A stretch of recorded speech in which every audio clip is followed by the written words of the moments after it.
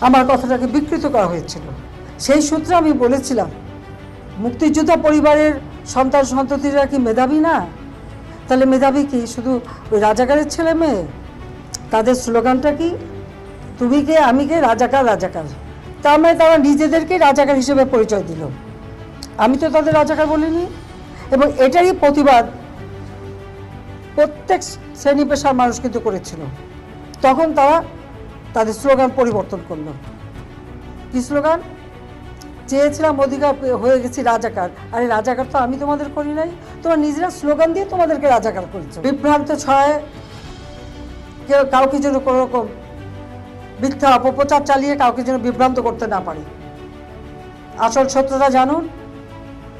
যারা এসবের সাথে জড়িত সারা বাংলাদেশের আনাচে গানাচে যে যেখানে আছে তাদের খুঁজে বের করুন, তাদের খুঁজে বের করুন।